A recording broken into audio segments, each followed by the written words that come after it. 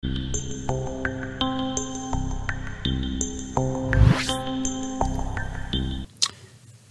Biya,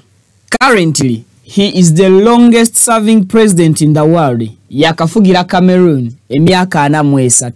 43 years in power. Ebisanja biri musanvu, byaka konola na sawali kubali. Ekisanja ekyomunana, kyekyalangiriddwa ku lunaku olw'Emmande nti nakyakiwuuse buva. So n'olwekyo ku myaka 92 gy'alina agenda gattako emyaka emirala ate eginaamutuusa mu 2033 lwe baliddamu okuba akalulu kaabwe mu ggwanga erya Cameroon. Embeera nga bweyimiridde mu bitundu bye Cameroon okwekalakasa kugenda mu maaso, abantu ab'enjawulo era abantu abali ku ludda oluvuganya abangi bagezezaako okubeera nga bakwatibwa, abalala bagezezaako okubuzibwawo, abalala ssaawa zino abamaze dda okulangirirwa mwabo. Oh my God. Abalala mwabo bali ku ludda oluvuganya balangiriddwa dda nga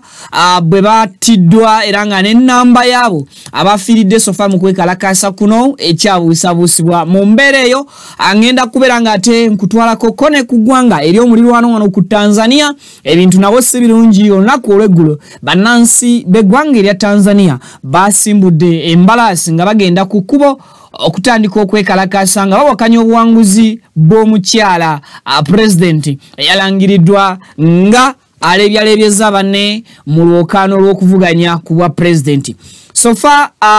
nkwanirizaako yonna gy'osinzidde okubeera ng'otulaba okosako okuba ng'otugoberera bitundu ebikola eggwanga Uganda ne bweru walyo ku mirimu wonna w'osinzira okubeera ng'okakalabiza. Ekyo nno kyokola ky'amaanyi era kyekisinga gwe mukwano gwange n'enkulamusa era n'enkubuuzaako amakya amalungi bw'oba vidiyo girabye ku makya, amasiba amalungi yes n'ekiro ekirungi bannaffe oba baganda baffe abatulaba mu ssaawa ez'ettumbi ensi zikyukanya obudde mu mbeera eyo. Kale kaakati tutandikidde mu ggwanga lya Cameroon olunaku olwaleero wetwogerera nga abeekalakasi bayingidde olunaku lwabwe olw'okusatu nga beekalakasa ku nguudo ez'enjawulo n'ebibuga eby'enjawulo ebikola Cameroon oluvannyuma lw'akakiiko ak'ebyokulonda mu ggwanga eryo erya Cameroon okuvaayo ne kalangirira nga obuwanguzi ku kifo ky'obwa pulezidenti bw'eggwanga eryo bwe bwagenze dda ew'omukulu Paul Biya namukadde w'emyaka 92 eyakafugira eggwanga lya Cameroon emyaka 43. Mu kiseera kino ebisanja 7 Paul Biya yakakunukira mu bufuzi bwe oba mu myaka gye egy'obulamu, and of course yasobodde okuba nga ate ayongerwako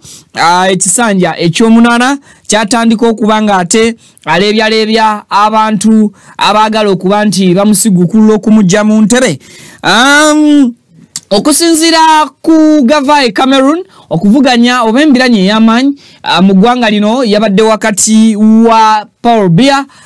n'omukulu Issa Chiroma Bakare ono nga yabadde ow'oludda oluvuganya ow'amaanyi okusinziira akalulu engeri gye kazze katambulamu okuva lwe kaakubwa. Omwami ono Issa Chiroma abadde avuganya oba abadde bumper to bumper agenze maaso n'okuba nti abadde alangirirwa nga asinze okukumba obululu mu regions ez'enjawulo okwetolola eggwanga erya Cameroon. Era abantu bangi ku nguudo babadde nga beeyiwako nga bagenda maaso n'okucelebrating olw'obuwanguzi bw'omuntu waabwe Issa Chiroma era nga bagamba nti obuwanguzi babadde nga bajja babulabako, abantu nga basula ku makubo banywa mwenge, abantu nga bakola bubaga, abantu nga emmere balya ya bbanja, abantu nga essanyu libayitiridde ku streets zonna nga buli ku makya bakeera kujaganya, emisana ne bajaganya, olw'eggulo ne bakuba embuutu. Kyababuuseeko olunaku olw'Emmande akakiiko k'ebyokulonda omwami Clement Atagana bwe yavuddeyo n'abakuba ate akalipo n'abagamba nti abavuganya ebintu balabikanga babikyusizaamu era akakiiko kano ak'ebyokulonda ne keetondera bannansi b'eggwanga erya Cameroon nga kagamba nti kakola ensobi mu kusooka ne kalaganga omukulu ali ku ludda oluvuganya Issa Chiroma bw'aliidinze obululu mu bitundu ebikolegwanga Cameroon ebyenjawulo era akakiiko kano nga kayita mu ssentebe waako Clement Atagana yavaayo olunaku olw'Emmande n'alangirira nti mu butongole omukulu Paul Biya awangudde akalulu n'ebitundu 5.3 n'obutundutundu 6 era nga bw'atyo omukulu Issa Chiroma abadde ali bumper to bumper ye n'abanga afunye obululu obukola percentage eya 33.3% okusinziira ku mateeka agafuga akakiiko ak'ebyokulonda. Of course baba balina kulangirira muwanguzi asinze okubeera ne percentage ennene mu muwendo ogw'obululu. Akakiiko k'ebyokulonda tekasobodde kubanga kalambika namba ya bululu bumeka obutuufu obwasuuliddwa mu box obululu buno bwabaliddwa mu percentages era nga Paul Biya banne yabalebyalebyeza okakana nga abakubi akalulu ku bitundu 5.6 ate ye yamudiridde nakwate ekyokubiri Issa Chiroma ye n'abanga akutte ekifo kyakubiri n'obululu obukola percentage ebitundu 33.3 ate nabanga tasobodde kukimekinga. Takati kiki ekyajje bannansi mu mbeera aba Cameroon okutandika okweyiwa ku kkubo nga bwe nkugambye nti munnamukadde ono Paul Biya bwe bali baggulawo campaigns oba bwe bali balangirira campaigns zino nti zitandikiddwa nga bolaba wano mu Uganda ennaku z'omwezi 29 omwezi oguwedde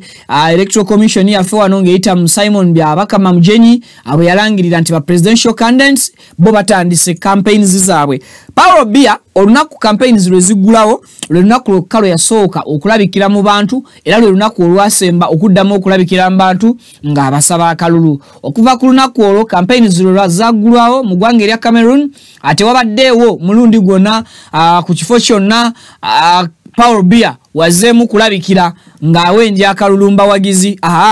babadde nga ba ministers be ababadde batuukirira abantu nga basaba akalulu ku lwa Paul Biya atasobodde nga kubeerawo mu biseera ebya campaign. Namukadde ono ow'emyaka 92 Paul Biya ebiseera bye ebisinga byonna yabadde nga abimalira mu Australia ng'awummuddeko ng'omuntu era nga neggwanga waliwo lwe lyamala emyezi 6 nga lirako president waabwe yadde okumuwuliza Paul Biya bwatyo n'avaayo oluvannyuma lw'emyaka emyezi 6 nga giweddeko n'ategeeza nga bw'abadde yagendako mu ggwanga erya China okwewummulirako enfunda nnyingi Paul Biya mu bisanja bye bino ebibiri naddala ebidiridde wano ku kino kyagenda okubeera nga atandika essaawa yonna abadde nga tali nnyo active mu ggwanga erya Cameroon era nga enfunda nnyingi azenga amala ebbanga eriwererako ddala nga tali mu ggwanga lya Cameroon nga ali mu mawanga malala naddala mu ggwanga erya Australia abadde atera okubeera nnyonyonyonyo sides zeeyo nga yeewummuliddeko and of course ng'ayina ebibye byakola ebitali part oba ebitali kitundutundu ku ggwanga eryakulembera erya Cameroon. Eggwanga erya Cameroon Paul Biya yatandika okulikwatamu oba yatandika okulifuga mu mwaka gwa 1982. Yes, 1982 Paul Biya yali amaze okubeera nga alangirirwa nga president w'eggwanga erya Cameroon era nga yalondebwa yayita mu kalulu teyagenda mu nsiko nti oba yayita buyisi mu nsiko bagenda mu kabokisi ne balonda okukakana 1982 nga Paul Biya bamulangiridde nga president w'eggwanga eryo ne gye buli kati emyaka 43 gyakonodde mu ntebe eyo eya Cameroon. Then munne abadde amuli bumper to bumper oba abadde amuvuganya Issa Chiroma Bakare ayina emyaka 72. Yes, abadde avuganya Paul Biya Issa Chiroma ayina emyaka 72 ono nga yaliko omukozi mu government ya Paul kumalira ddala emyaka egisuka mu 16 era ng'ono Issa Chiroma abadde oba yaliko minister ogo yaliko minister mu bifo ebyenjawulo, yaliko government spokesperson, era ng'onajjukirwa nnyo mu biseera abayeekera ba Boko Haram we bakijjonya ennyo eggwanga lino erya Cameroon. Spokesperson by then Issa Chiroma yali spokesperson mu ggwanga erya Cameroon. Bannansi bayagalanga nnyo engeri yabategeezanga ku bulumbaganyi bw'abamukwata mundu bano aba Boko Haram abaali bagufudde omuze ogw'okubanga basuuza bannansi ab'eggwanga erya Cameroon kutebuuke. Yafunanga akadde n'akolakoko emirimu emirala ate mpaka welabanga government ya Paul Biya tesobola tetambulira ye ku ideologies nga omuntu asavinze mu government eyo, abwatyo n'asalawo n'alangirira nga agenda okuvaayo okuvuganya eyaliko mukama we Paul Biya, era bwatyo olugendo nabanga alusimbudde. Kakati nga kalutekana bakubanga kalangirirwa mu butongole nti Paul Biya kawangudde, waliwo ba activists abasukira ddala 30 bano nga bawambibwa ne babuzibwawo ne gye buli kati tebana bakubeera nga bategeera babatwala luddawa ekiwamba abantu ekiri mu ggwanga erya Cameroon. Mukwano gwange yonna gy'osinzira okubeera ng'otugoberera nnyinza okutegeeza nti kinene nnyo nnyini ddala. Abantu 30 ba activists bonna bakwatibwa ne babuzibwawo era ne batwalibwa mu bifo ebitana bakubeera nga ate bitegerekeka. Ekibuga Daura nga e capital city ya Cameroon, abantu bangi bagenda maaso n'okubanga mu kiseera kino bebulunguludde streets ez'enjawulo nga bagezaako okubanga bawakanya akakiiko k'ebyokulonda okulangirira ke kwakoze nga balangirira Paul Biya kubeera nti yagenda okuddamu okukwatira bannansi ate enkasi kuba president w'eggwanga eryo. Era Issa Chiroma akutte ekyokubiri okusinzira ku ECA abadde ajidde mu kibiina ekimanyiddwa nga Front for the National Salvation of Cameroon Party, era ng'ekibiina ekyo bannansi babadde bakikkiririzaamu nnyo nnyini ddala, ensonga lwaki babadde bajjayo embuutu ne bateeka emizira vuvuzera ne batandika okukola celebrations ez'enjawulo okwetoloola ebibuga ebitali bimu na bimu nga bagezaako okulaga obuwanguzi bwa Issa Chiroma anti buli mu 5 era nti essaawa yonna agenda maaso n'okubanga ate alangirirwa. Mu mwaka gwa 2008 Paul Biya lwe yagenda maaso n'okubanga ate ajjawo ekiyitibwa term limit nga naffe wano bwe tujjukira obulungi togikwatako yali constitution then ne tubeeramu ne term limit. Kakati yo Cameroon oba eggwanga lya Cameroon president walyo Paul Biya yaleeta ekiteeso kino mu mwaka gwa 2008 n'agamba nti term limit eno asooka agijjewo omuntu ebisanja bye yali mazenga ali mu ntebe asavinga obanga aweereza eggwanga. Era kakati omuntu mu ggwanga erya Cameroon ku kifo kyonna si kyabwa president kyokka akkirizibwa okusavinga era akkirizibwa okuweereza ebbanga lyonna lyasobola oba lyayagala. Mu kiseera kyekimu term limit eyo nga ejiddwako mwalimu still n'akawaayiro bannansi ke batasobola kusaako nnyo sira akamanyiddwa nga age limit, era nga ne age limit ekoma ku myaka egy'omuntu ateekeddwa okubeera nga yeesimbawo mu ggwanga erya Cameroon nako kasobola okubeera nga kamemettulwa era abasajja ne bagikwatako constitution y'eggwanga eryo erya Cameroon. Mu mwaka gwa 1960 eggwanga erya Cameroon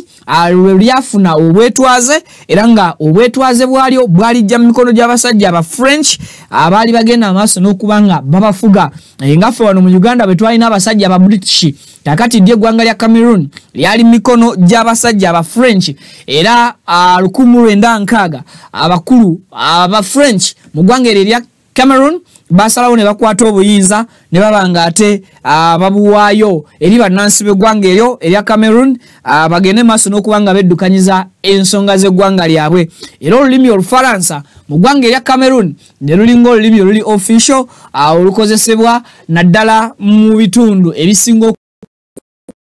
okubalinga etundutundu eddene ku ggwanga lino ate erya Cameroon. Abavubuka abali wansi w'emyaka 35 abanji bagenda maaso n'okubanga bawakanya akakiiko k'ebyokulonda and of course bagenda maaso n'okubeera nga bonoona ebintu ebyenjawulo mu kwagala okulaga obutali bumativu bwabwe eri akakiiko kano akavuddeyo ne kalangirira Paul Biya ng'awangudde Issa Chiroma. Abavubuka basobodde okubeera nga ate batandika okwokya ebintu ebyenjawulo, baddidde ebipiira ne batandika okuba nga babyokya mu makubo ku nguudo ez'enjawulo, ne baddira motoka za police ezisinga ne baziteekera omuliro, ne balumba ebitebe bya police, ne batandika okubeera nga nabyo babiteekera omuliro okwongera okulaga obutali bumativu bwabwe. Wabula bwe bukeeredde olunaku olwaleero ng'amagye gamaze okuba nga gayingira mu nsonga z'okuba nga ate gayamba ku police mu ggwanga erya Cameroon okusobola okulaba nga bazembera mu nteeko. Wabula abantu bwe bategedde nti amagye gayise gebulunguludde mu kibuga n'ebibuga ebirala oba ebitundu ebirala ebikola Cameroon, abantu ne bongeramu nabo amaanyi mu protest votes zaabwe oba mu protesting zaabwe azibabadde bagenda maaso n'okuba nga ate ba exercisinga. Ebintu bingi ebyonooneddwa okuleka amalwaliro, abeekalakaasi currently babadde bo tebannaba kubanga bagatabaala. Amasomero gayimiriziddwa era olusoma lwa ttaamu eno mu ggwanga erya Cameroon mu kiseera kino tuyinza okugamba nti balufurizinzizza. Poliisi yo egezezzaako okubeera nga ereeta ebyokulwanyisa ebyenjawulo, ereetedde ebimotoka ebifuuwa tiyagaasi n'amazzi agabalagala okusobola okuba nga bagakuba mu bantu ate basobole okuba nga balitreatinga oba nga basarendinga. Wabula abantu ne gye buli kati bakulaga nga tebannaba kuba nga bazikiza. Nga bwe nkugambye nti bano babadde bataliza butaliza amasomero gokka okosaako n'amalwaliro nga go tebannaba kuba nga bagakwatako. Wenzijidde ku mpewo nga mu ggwanga erya Cameroon kitegerekese nti abantu abeekalakaasa batandise okuba nga balumba offices ezaba government officials oba abakulu abakola mu government nga nazo bagezaako okuba nga bazikolako obulumbaganyo obw'enjawulo. Kakati gensembera okubeera nga nfuna okuva mu ggwanga erya Cameroon nti abakulu abamu abakola mu government ababadde balya n'omwami Paul Biya mu suwaani oba mu kibira kyekimu batandise okubeera nga ate mu kiseera kino ababulawo omu ku omu nga bwe beemulungula okusobola okudduka ekibabu. Oyo gwogenda maaso n'okubeera ng'olaba ye Issa Chiroma era nga yoyo eyakutte ekifo ekyokubiri. Kakati ono ye yavuddeyo n'aba nga ate yeerayiza not okulayiza but yavuddeyo n'aba nga yeerangirira ng'avudde mu kalulu kano n'akawangula era ng'akubye Paul Biya kalulu. Wabula results zino za kansolingiddwa oba ebigambo bye bya kansolingiddwa omwami Clement Atagana akulira akakiiko k'ebyokulonda mu ggwanga erya Cameroon ng'agamba nti yabadde ensobi mu ntandikwa okutalinga obululu oba kutale senta yaabwe we babalidde obululu nga bululu buno babubala mu mbeera ey'olaba nga omwami oyo w'emyaka 72 Issa Chiroma yalidinze akalulu. So eyo bakonfamize nti yabadde ensobi tekyabadde kituufu. So n'olwekyo omuntu omutuufu awangudde era yabadde alidinze akalulu mu biseera byano yabadde Paul Biya. Kakati ye tanaba kubeera nga amanyikibwa mbeera kijalimu, wabula gye buvuddeko muwala wa Paul Biya yavaayo ng'akozesa omutimbagano gwe na recording akatambi nga yeegayirira ng'asaba bannansi b'eggwanga erya Cameroon obutagezaako ku mulundi guno kulaba nga bawa kitaawo akalulu olw'ensonga nti taata akaddiye, taata akuzeka, ataata mukoowu omubiri tegukyasobola kubeera nga guli fit okusavinga eggwanga erya Cameroon. Cameroon ebadde efuuse eggwanga eritandise okubanga libuzaawo abantu baalyo mu mbeera ya security obutavaayo oba oliawo kulambika na kulambulula kituufu kibuzaawo bantu ng'era enkola y'abannakyemalira abaludde mu ntebe mu mawanga amalala gonna oba byafaayo byonna ebize bibeerawo obutawukanako nnyo na ggwanga lya Cameroon mu bufuzi bw'omukulu Paul Biya. Cameroon eno ekiwamba bantu kiyitirivu nnyo era ekiwamba bantu kyasusse nnyo nnyini ddala gye buvuddeko awo abantu naddala abo abatalinnya mu kimu oba abatassa kimu na gavumenti y'omwami Paul Biya babadde nga bajja babuzi abantu mu ggwanga nga bakozesa emmundu nakyo kibadde kiyitirivu nnyo mu ggwanga erya Cameroon era nga mu biseera bino abantu bangi nnyo ababuziddwawo gwabadde omuwendo gw'abantu 15 olunaku olw'eggulo wetwalumaliddeko abakakasiddwa nti bo zembuyaga ezikunta oba bagenze gye balundira embogo so n'olwekyo eggwanga eryo twongera okubeera nga ate tuliteekamu ssaala abaganda baffe ab'e Cameroon bannayuganda bannaffe abagenda mu ggwanga erya Cameroon nalina boosi wange nga mu Cameroon so nange singa kati ndi mu Cameroon yali antwala eyo yali ambassador wa UN ng'ali muno mu ggwanga Uganda mukwano gwange mulungi nnyo so alina n'amakaawo e Katabi alina amakaawo e Katabi so bannaffe aba Cameroon bakyali baffe baganda baffe bannayuganda abali mu ggwanga eryo tugenda maaso n'okuba nga tubasaasilako so kale nga tuvuddewo kaawo ngenda kutwalako mu ggwanga erya Tanzania ku muliraano eggwanga erya Tanzania nyinza okugamba nti kifumba mutoko essaawa z'olunaku olwaleero Tanzania abantu baayo basimbudde dda mu kiyitibwa protest vote era nga bano bawakanya engeri omukyala oyo Samia Suluhu Hassan engeri gya wanguddemu akalulu kano African leaders ebintu si birungi Samia Suluhu Hassan mukyala yafuga Tanzania mu kiseera kino era nga ye president ow'omukaaga Mwanaentebe yajingira ng'ennaku z'omwezi 19 omwezi gwali gwa 3 March omwaka gwa 2021 oluvannyuma lwa president w'eggwanga eryo eyaliko okuva mu ensi ng'ono omukyala Samia ye yali vice president w'eggwanga erya Tanzania Sera kino bannansi bagenda maaso n'okubeera nga bayiwa ku nguudo ez'enjawulo mu bibuga eby'enjawulo okusobola okubeera nga ate bawakanya obuwanguzi bwe eggwanga lino ligezaako nalyo okubeera nga ate libadde likakubiddwa ng'ennaku z'omwezi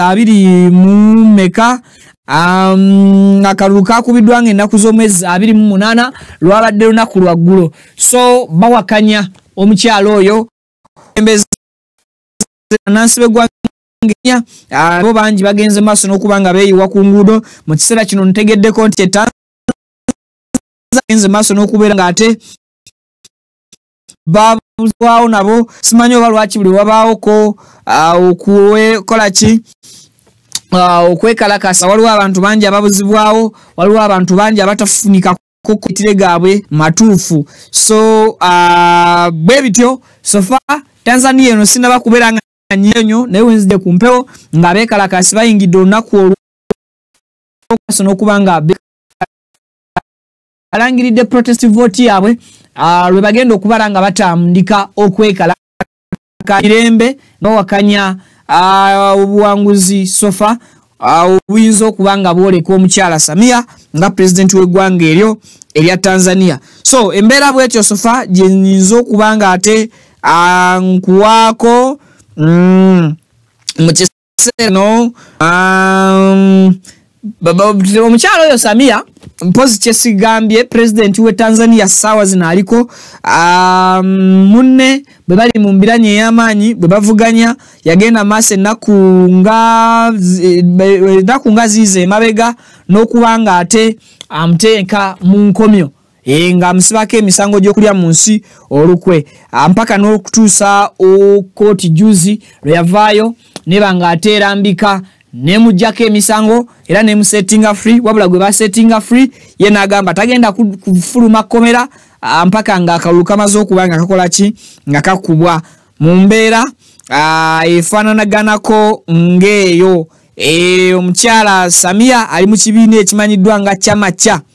Cha Mapinduzi Party CCM era nga yagikwatidde bendera mu mbeera efaananako bwetyo akalulu kabwe bakakubye juzi ennaku z'omwezi 28 olwalo ziri ennaku z'omwezi 29 wano bakugamba nti mu ggwanga erya Tanzania abantu ku lunaku olwokusatu bagenda maaso n'okubeera nga ate beeyiwa ku nguudo nga bawakanya enfuga egenda maaso mu ggwanga eryo erya Tanzania mu mbeera eyo sofa eriwo nga bwetyo bwekola ki bwetambula. So currently ndoza kyekyo nsobola okubeera nga kugamba nga nkuwaako akatonotono ebisingawo ku nkola ya Tanzania tugenda kubeera nga nabyo tujja tukolesya tulikuwe ye already avuganya bamutadde ekintu kyo kitokote Tanzania. So mu mbeera eyo tugenda kubeera nga ate tudda tubeere nga ate ekintu tukikuweera bulungi updates ezinaba zivudde eyo. Akulira oludda oluvuganya bamuyita Tundu Lissu Tundu Lissu ayo yagenze maaso n'okuba nti agibwako emisango gy'okulya mu nsi olukwe oba emisango gya treason era nga ono ye ali mu kibiina ekimanyiddwa nga ACT mwabadde akakalabiza emirimu gye naye kaakati bannansi baaba kyenda bawano kasooke ngene mmale kutuula bulungi nkisamalize ate nsobola okubeera nga nkomawo nkuwe ebirala ebigenda maaso mu ggwanga erifaananako bwe lityo. Nze Vicky atakubira mpeera bansinkanye mu updates eziddako mbeere bulungi mwera.